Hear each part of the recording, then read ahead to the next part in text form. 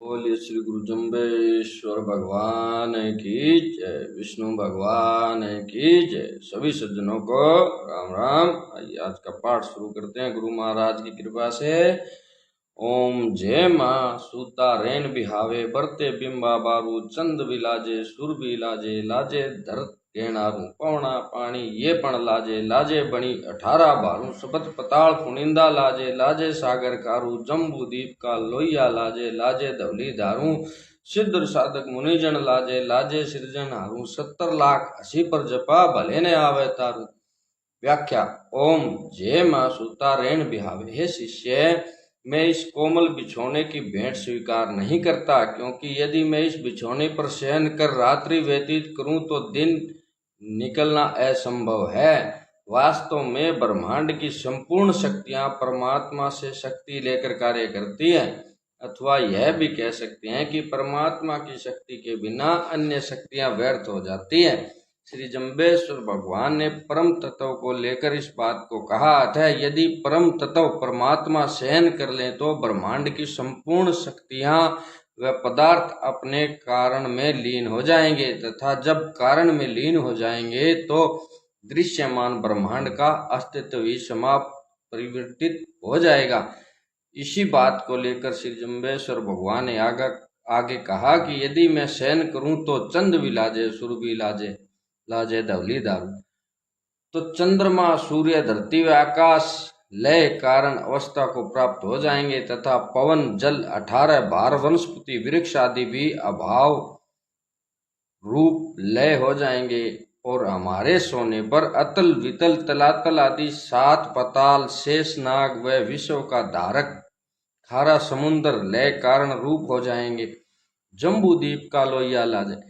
जब हम शयन कर लेंगे तब जम्बू द्वीप के प्राणी सभी पर्वतों से बहने वाली सफेद धारा वाली गंगा यमुना आदि नदियां, सिद्ध योगीराज साधक जिज्ञासु पुरुष मननशील मुनि पुरुष तथा हिरण्यगर्भ रूप ब्रह्मा, इन सब का लोप हो जाएगा। अर्थात मुझ विष्णु रूप परमात्मा के शांत होने से यह सब माया अविद्या जन्य पंच भौतिक सृष्टि लय कारण में विलीन हो जाएगी।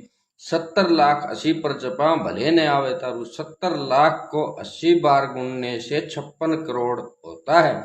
अतः ओम विष्णु इस महामंत्र को शुद्धता पूर्वक श्रद्धा से 56 करोड़ जप करने पर साधक आवागमन के चक्कर से निर्वृत्त होकर परम पद को प्राप्त हो सकता है।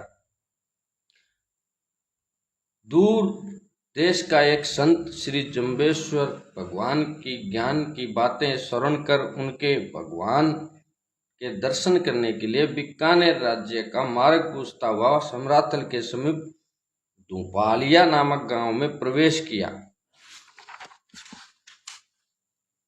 धूपालिया गांव में एक बिश्नोई ने संत से पूछा कि किस काम के लिए भटक रहे हो। तब संत ने कहा कि मैं समरातल पर भगवान जम्बेश्वर के दर्शन के लिए जा रहा हूँ। तब उस स्त्री ने उपहास में कहा कि वे देव भगवान नहीं है, किंतु एक पाखंडी है। इस बात को सुनकर संत को आशा भंग होने से अत्यधिक दुख हुआ, तथा संत का शरीर चिंता व पश्चाताप से कांपने लगा। भगवान श्री जम्बेश्वर ने इस बात को जानकर अपने दूत के द्वारा उस साधु को अपने पास बुलाया।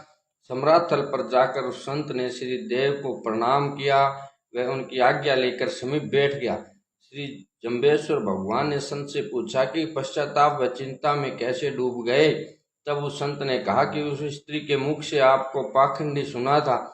उस समय मेरे मन के अंदर नाना प्रकार के संकल्प विकल्प पैदा हुए थे। तब आचार्य जी ने उन्हें संत व भक्तों को निम्नलिखित शब्द सुनाया। ओम बल पाखंडी पाखंड मंडा पहला पाप प्राचद खंडा। जा पाखंडी के नादे वेदे शीले शब्दे बाजत पौण। ता पाखंडी ने चिन्हत कौन जाकी सहजे चुके आवागौण। व्याख्या। भल पाखंडी पाखंड मंडा। हे महात्मन, मैं एक उत्तम तथा पाखंडियों से भी बड़ा पाखंडी हूँ। मैंने उत्तम पाखंड रचा है। मैं अपने समीप आए हुए भगत जनों के पापों को तथा दुविधा वृत्ति को मेरे पर श्रद्धा रखते हुए तत्काल हर लेता हूँ, अथवा जो अत्यधिक पाप कर मेरे पास आते हैं उनसे हवन सेवा आदि करवा कर प्रायश्चित द्वारा उनके पापों को नाश करता हूँ। जा पाखंडी के नादे वेदे शीले शब्दे बाजत पौन। मैं साधारण मानव की भांति तुच्छ लोभ के लिए पाखंडी बना हुआ नहीं हूँ, बल्कि मैं कैसा पाखंडी हूँ तो सुनो। जिस उत्तम पाखंडी के शब्द वेदों के मंत्रों के समान है, तथा जो अनहाद नाद सुनता है और नाद अनुसंधान से जिसके शरीर में परमानंद का सूचक भेरी के समान शब्द होता है, अथवा जो प्राण वायु को वश में कर इच्छानुसार शरीर में संचरित करता है, जिसका संपूर्ण जीवन शील धर्म से युक्त है, ता पाखंडी ने चिन्हत कौन जाकी सहजे चूक के आवागौण। ऐसे मुझ पाप व अज्ञान हरता पाखंडी को कौन पहचानता है, अर्थात सब व्यक्ति मुझे वास्तविक रूप से जानते नहीं अथवा जानने का पूर्ण प्रयास नहीं करते, और जो महात्मा या भगत ऐसे मुझ पूर्ण परमात्मा को ध्यान व जप आदि साधनों के द्वारा जान लेता है, वह सहज में ही आवागमन के चक्र से मुक्त हो जाता है। जिस समय जगत के आचार्य जी ने उस संत को यह शब्द सुनाया तो संत के हृदय का अज्ञान अंधकार दूर हो गया और ज्ञान रूपी किवाड़ खुल गए। तब संत ने उस स्त्री को, जिसने भगवान को पाखंडी शब्द कहा था, कुछ कटु वचन कहना शुरू किया तो देव जी ने कटु वाक्यों के कहने से मना कर दिया, तथा पुनः उस संत को श्री सदगुरु जी ने शब्द सुनाया, ओम अलख अलख तू अलख न लेना, तेरा अनंत इलोलू, कौन सी तेरी करनी पूज्य, कौन से तिहि रूप सतुलू। व्याख्या, ओम अलख अलख तू अलख न लेना, तेरा अनंत इलोलू। हे साधो, तुम उस स्त्री को कटु वाक्य मत कहो, क्योंकि संसार में किसी के अवगुण देखना साधु का कार्य नहीं है। संसार में अनेक प्रकार के लोग रहते हैं, तुम किसी के कटु वाक्यों पर ध्यान मत दो, तथा अलग पुरुष जो श्री विष्णु भगवान हैं उनका ध्यान तथा जप करो। तुम बहुत दूर से चलकर आए हो, परंतु वास्तव में आत्म तत्व के रूप में आनंद का सागर तुम्हारे अंदर ही है, अथवा तुम स्वयं आनंद स्वरूप ही हो। उस आत्म तत्व का ज्ञान तथा आत्म तत्व पर सिद्धि परमात्मा के ध्यान व जप से होगी। कौन सी तेरी करनी पूजा, कौन सा तिहि रूप सतुलू। जिस जगत के रक्षक भगवान ने इस स्थूल भौतिक देह का निर्माण किया है, वही सच्चिदानंद परमात्मा तुम्हारी संपूर्ण शुद्ध क्रियाओं को और शुभ आशाओं को पूरी करेंगे। अतः मोक्ष के लिए भगवान विष्णु के ओम विष्णु इस महामंत्र का जप करो। जब जप करते करते भगवान का स्वरूप तुम्हारे अंतकरण में जम जाएगा, तब तुम्हें सांसारिक पदार्थ सुख दुख नहीं दे सकेंगे तथा अंत में सारूप्य मुक्ति मिलेगी। इस सतोपदेश को सुनकर संत ने जगत के आचार्य जी से कहा कि हे भगवान, मैं बहुत दिनों से लोगों के मुख से सुना करता था कि समरातल धोरे पर अलग पुरुष परमात्मा ने आकर वास किया है।